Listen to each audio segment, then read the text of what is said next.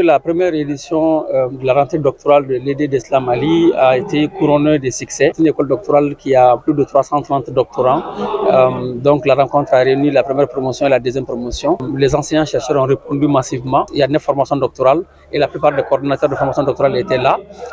Après la rencontre, la conférence inaugurale, les participants ont été répartis entre différentes salles en fonction de formation doctorale, donc en fonction des universités plutôt.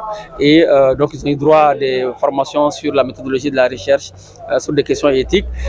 Les doctorants aussi ont posé énormément de questions, donc on sent l'engouement des doctorants et on sent la nécessité d'organiser d'autres formations de façon spécifique, les formations doctorales, pour pouvoir toucher des aspects qui n'ont pas pu être abordés aujourd'hui. C'était une sorte de mise en bouche. Maintenant, il faut développer tout cela. Donc, c'est ce qu'on peut noter. Le conseil que je peux donner, c'est les inviter à l'assiduité. Vous savez, on fait une thèse d'abord, c'est un projet personnel, on fait pour soi et l'encadreur est un garant scientifique du travail. Il est important que le doctorant redouble d'efforts. Une thèse, c'est 3 ans. Maximum une 4e année de dérogatoire qui est acceptée. 3 ans, ça va très vite. Donc, c'est persévérer, ne pas dormir. La thèse est très jalouse. C'est comme en fait une femme qu'on prend. Donc, il faut prendre soin d'elle tous les jours.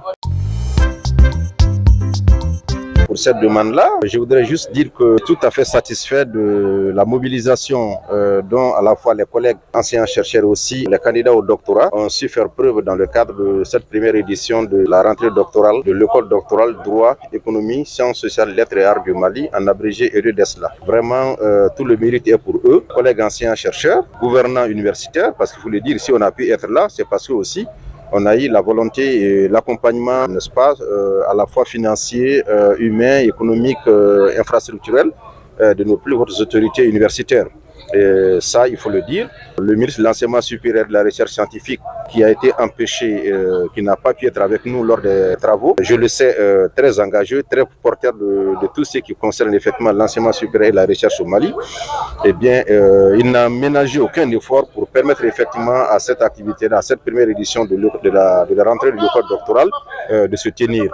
Donc, je lui adresse à ce titre tous mes remerciements et toutes mes félicitations. Le conseil que je peux prodiguer aux doctorants est qu'ils sont déjà alertés, ils doivent s'aviser que nous sommes dans une démarche de rupture. Nous voulons renouer avec la rigueur dans la formation. Nous sommes convaincus que l'excellence de la formation détermine aussi l'excellence de la recherche. Pour être de très bons chercheurs, eh bien, il faudrait qu'ils acceptent effectivement cette rigueur-là à laquelle on veut les soumettre pour qu'ils puissent effectivement s'affirmer de manière autonome, de manière intéressante.